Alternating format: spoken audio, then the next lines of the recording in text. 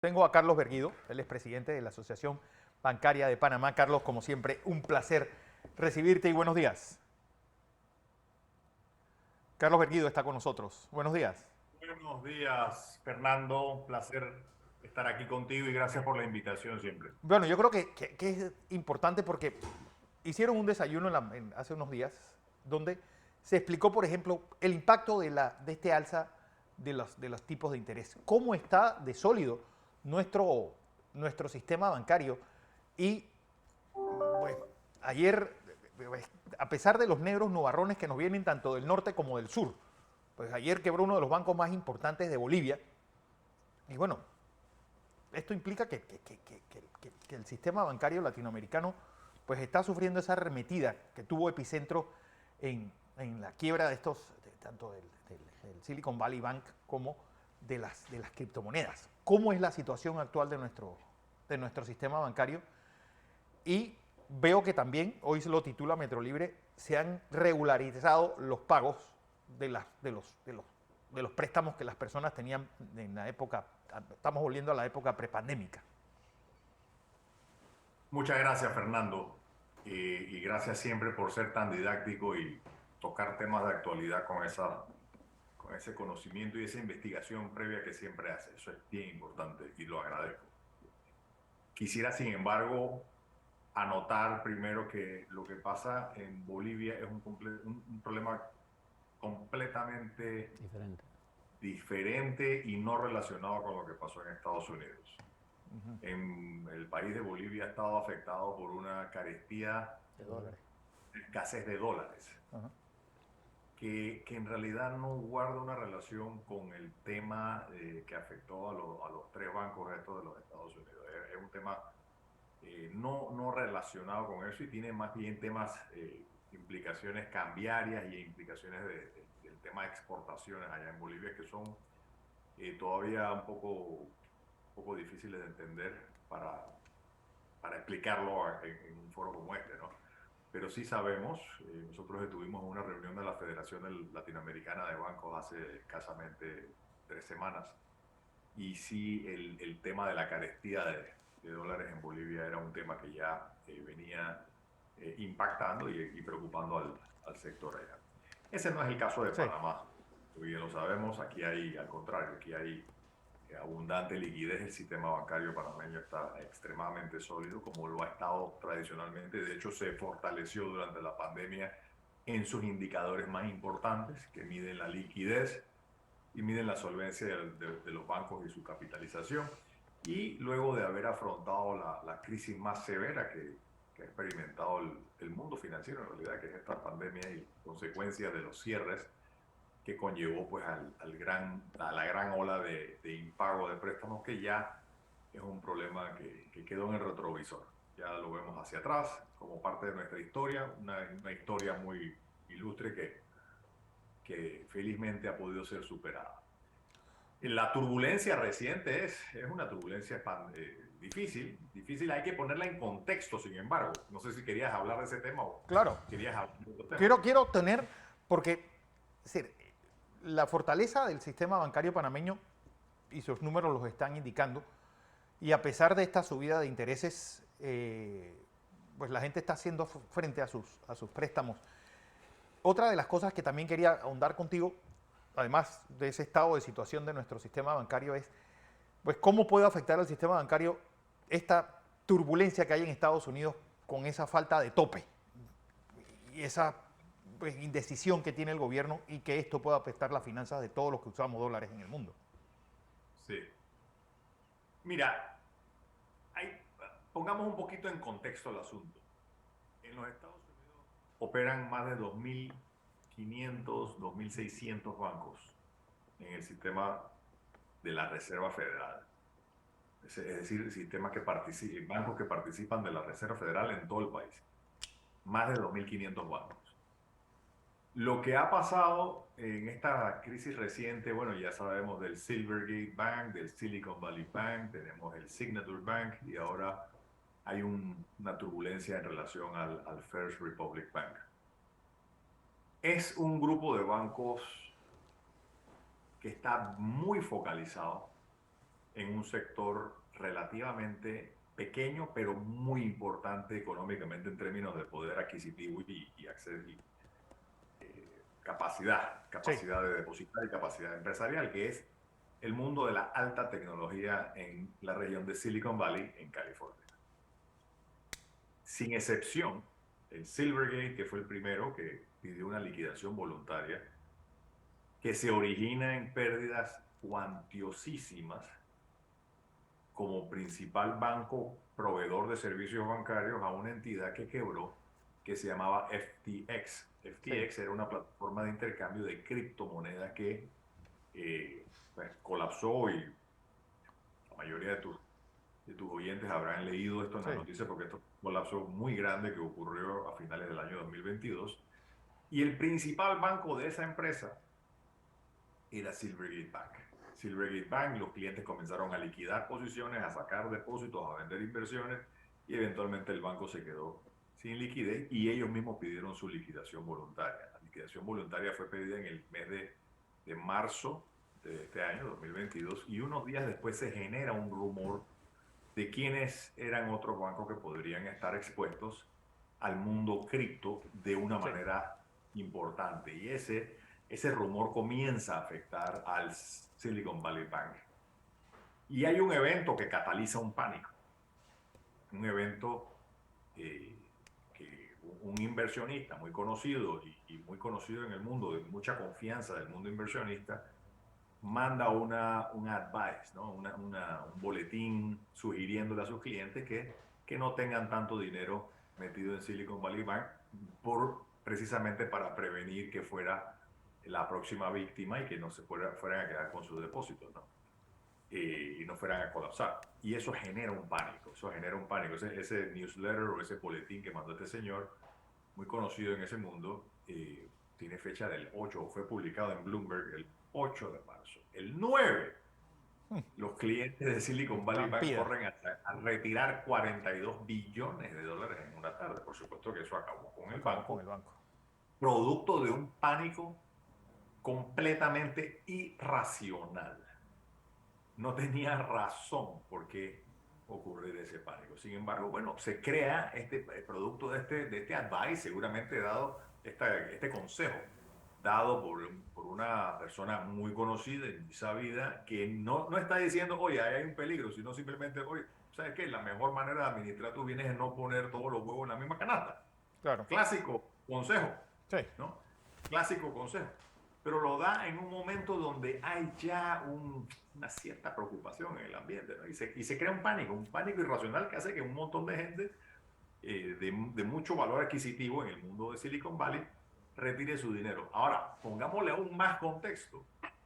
Los que siguen las noticias del mundo financiero saben que el sector de la alta tecnología no ha tenido un buen desempeño en el año 2022 y sigue teniendo muy mal desempeño en el año 2023. Empresas grandes, desde Amazon y Google y Facebook y bueno, cuál no, han anunciado reducciones en sus ganancias y han anunciado despidos, despidos despidos masivos.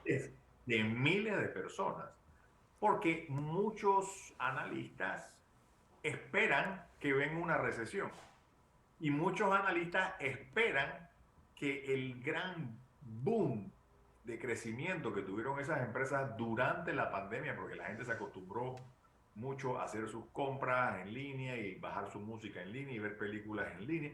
O sea, todas esas cosas hicieron que hubiera un crecimiento exponencial muy, muy rápido durante la pandemia. Y está ahora el nivel de actividad está regresando a niveles más normales. Claro, ¿Qué pasa? Que estas empresas en el momento de crecimiento contrataron mucho personal, adquirieron mucha capacidad de producción y de atención a sus clientes que ahora resulta innecesaria. Entonces viene como el ajuste, ¿no? el acomodo es. O sea, al final de cuentas, lo que ha pasado durante la pandemia es un tema histórico, Sí, histórico y las consecuencias están por verse todavía, ¿no? claro, Pero sí es importante tener en contexto que lo que ha pasado allá es un tema muy focalizado, muy focalizado. O sea, en los 3 o 4 bancos, estos son todos. Signature Bank de Nueva York no era de Silicon Valley, pero también era un prestamista muy un prestamista importante para. al sector de alta tecnología y al sector de cripto. Oh. Y ahora, bueno, todos han escuchado las noticias, seguramente tú también las has visto, lo del First Republic Bank, que es otro banco Otro banco. enfocado en atender a clientes de muy alto valor adquisitivo, alto, pues, de mucho dinero. ¿De dónde? De San Francisco y Silicon Valley. Entonces, Sí, es todo un mundo que está bastante focalizado, que no se ha contagiado al resto de la economía ni cerca, para nada, ni siquiera la economía del resto del propio estado de California, ni siquiera. O sea, en realidad todos los bancos grandes y los bancos medianos y chiquitos están andando perfectamente bien. sí. Hay algo de preocupación en el ambiente, porque cuando pasan estas cosas siempre se genera algo de preocupación, pero yo creo que los reguladores también en esos países han aprendido la lección del 2008, ¿no? Que es actuar rápido, Claro. actuar con decisión, evitar que haya un contagio, sobre todo que se dé ese contagio irracional. Don Que José gracias Blandón, con nosotros, Carlos. Adelante, adelante, don José. Buenos días. Buenos días, don Carlos. Un placer tenerlo con nosotros en la mañana de hoy. El Permítame placer es mío. hacer algunas preguntas que tienen que ver con el mundo local y el papel de la banca en el mundo local. Nosotros sabemos que en el 2008, por ejemplo, la solidez de nuestro sistema bancario permitió a Panamá llevar con relativo éxito aquella crisis que se generó en el sistema financiero mundial. Hoy, los indicadores que tenemos en el sistema bancario nuestro indican ese nivel de fortaleza y algunos han mejorado. Pero estamos en medio de un proceso electoral. Además de eso, estamos en medio de un país como Colombia, por ejemplo, que tiene fuertes inversiones en nuestro país, que está en el punto de entrar en una crisis estructural, dado los niveles de impredecibilidad que tiene la política del presidente Petro. Eso es importante. Mi pregunta es la siguiente. ¿Cuáles son, a su juicio, los factores de riesgo más importantes que se enfrenta el sistema bancario nuestro en este momento de coyuntura política? Por ejemplo, esa tendencia a querer decir que hay que poner intereses fijos por ley, esta situación de la extensión de dominio, cómo nos afecta a nosotros, esta política de que todo lo que se hace en el sistema bancario es para producir grandes ganancias de grandes capitales y explotar al país.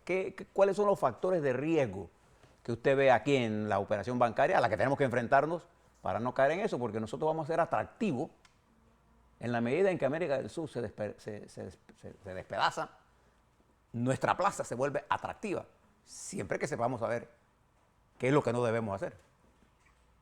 ¿Cómo no?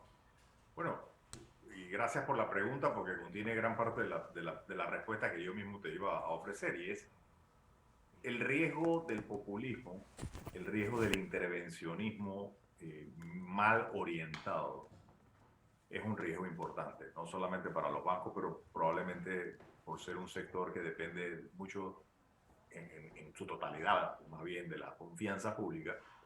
Siempre es un peligro Sí. los ataques populistas como los que vivimos durante la pandemia, que gracias a Dios se han tranquilizado y han podido ser explicados, se ha hecho algún trabajo de docencia, pero yo pensaría que ese es definitivamente un peligro, que en el calor de una situación económica que no termina de brindar ese bienestar anhelado, que no termina de crear el empleo formal como lo necesitamos y como lo teníamos antes del año 2019, que algunos políticos o personas, voceros, gente que opina, decidan hacer su fortuna política a punta de atacar al sector bancario o al sector financiero o al sector económico, ¿no? Sabemos que la herramienta más importante que tiene el país para generar empleo, para salir de la pobreza, para producir bienestar, es precisamente a través de una empresa privada con acceso a capital y acceso a financiamiento. Entonces, atacar eso es un grave error, lo hemos visto. Todo nuestro vecindario, tú mencionas a Sí. Colombia, yo te añadiría que desde arriba de Colombia y mucho más hasta abajo, los ejemplos Sobran. abundan de políticas mal orientadas que deciden atacar al capital como si el capital y la empresa y el emprendimiento fueran los culpables del mal de las personas, cuando es todo lo contrario, ¿no? Yo creo que ese es un peligro que está ahí siempre. No podemos, sin embargo, olvidarnos de los problemas que son más técnicos quizás y que afectan de otras maneras. Por ejemplo, el salir de la lista gris. Nosotros estamos muy optimistas, hemos Sí. estado en frecuente contacto con el gobierno nacional sobre los esfuerzos y los frutos de esos esfuerzos para salir de la lista gris este año y sentimos creo que un razonable nivel de optimismo de que lo vamos a lograr. El reto es quedarnos fuera. Mantenernos dentro es un riesgo que incluso es dificilísimo de medir. Sabemos que tiene consecuencias adversas enormes, pero que son poco visibles. ¿Por qué? Porque muchas veces se traducen en menos inversión que llega y uno no sabe por qué llega, pero resulta que es por eso, o en negocios que se van, o gente que se va, o gente que deja de operar en el país. Por suerte, afortunadamente, estamos, creo que cerca de salir, por lo menos eso es lo que recibimos de información del Estado y tenemos toda razón de pensar que así será. Eso nos ayudará, por otro lado, a conservar nuestro grado de inversión, eso junto a unas finanzas públicas ordenadas. Hay algo que hacer en varios frentes, no es un misterio para nadie la situación económica del Estado y el endeudamiento que hay por varios sectores atrasados incluso. Por otro lado, y la crítica que se hace también, la cual se comparte, es el del gasto desmesurado en algunos otros sectores que no apuntan hacia una mayor productividad o una racionalización de ese gasto público, ¿no? Unas finanzas ordenadas son importantísimas, no tenerlas implica un riesgo muy grande, implica un riesgo de que incluso pudiéramos perder el grado de inversión, lo cual conllevaría consecuencias gravísimas desde el punto de vista de costo de financiamiento y acceso al financiamiento. En un mundo donde los intereses están subiendo, si se diera la mala coincidencia de perder esa calificación de riesgo de grado de inversión, implicaría muchísimo más costo financiero. Es decir, como añadirle Sí. a una situación ya de costo más alto. Yo creo que son riesgos bien importantes que hay que tener en cuenta y por supuesto el tercero que apuntaría yo como un nubarrón que hay que resolver es el tema del seguro social. Y estamos claros que la crisis del déficit no se va a resolver este año por completo, pero este año deberíamos tener por lo menos la hoja de ruta hacia esa solución y comenzar a dar los pasos hacia esa solución, pero ya. Eh, una quiebra, si se quiere, entre comillas, de la capacidad del Estado de seguir pagando pensiones en una fecha que aparentemente está muy cercana. Sí. Carlos, Yo creo que todos estamos claros que conllevaría una situación incluso de desorden y caos social, que es mejor que las sepamos prevenir. hay algo que también es preocupante y es el tema de la sequía, sobre todo con la exposición que tiene el sector agrícola con la banca local. Sí, no soy muy experto en la sequía, sé que, digo, como cualquier otro ciudadano estamos notando que hay un atraso en la Sí. entrada de la temporada lluviosa, esperemos que no se atrase mucho, pero la verdad es que no sé ni cómo opinar. Sé que el agro es uno de los sectores que ha crecido mucho, por lo menos en la captación de financiamientos nuevos desde la pandemia hacia acá. Efectivamente hay una mayor exposición de crédito hacia ese segmento, pero sigue siendo un segmento, a pesar de que ha crecido mucho, sigue Pequeño. siendo un segmento muy pequeño dentro de la banca. Creo que ahí hay mucho por hacer y aprovecho que tocas el tema de la sequía. Creo que parte de lo que debe hacer Panamá, debemos hacer, es aprovechar la avanzadísima tecnología que existe en algunos países del mundo, entre ellos señalo Israel, Holanda, que son países que ya dejaron hace mucho tiempo de depender de la sequía o del sol o de las nubes o si hay Claro. sol y comenzar a tener tecnología que nos ayude a tener un sector agropecuario menos dependiente de los factores exógenos y muchísimo más productivo. Creo que la política pública debería enfocarse muchísimo en eso Y eso, a su vez, convertiría a muchas explotaciones agrícolas en sujetos de financiamiento muchísimo más poderosos y muchísimo más hábiles de captar esos recursos que se necesitan para crecer, ¿no? Hay bueno, lo que fue el amplio crecimiento de este siglo tuvo dos locomotoras, la banca y la construcción. ¿Cómo están estos sectores? ¿Se ha recuperado la construcción y cómo están la exposición de los proyectos que quedaron a medio palo en la pandemia? Sí, bueno, la construcción se ha recuperado algo, pero creo que todavía está por debajo, por lo menos desde el punto de vista del financiamiento que está captando, ¿no? Eh, Hemos visto algunos estudios publicados por personas que se dedican a estudiar ese sector mucho más y entendemos que todavía hay un superávit importante, un inventario todavía no absorbido de unidades de vivienda, sobre todo de alto costo o costo mediano alto, de oficinas, de espacio comercial. Y bueno, y uno, experiencia anecdótica te lo muestra. Uno Sí, sale a la ciudad y se encuentra con muchos locales vacíos. En parte, eh, por una sobreoferta que hubo antes de la pandemia, pero agravado quizás por esa pandemia y ese movimiento hacia el trabajo a distancia. a distancia, claro.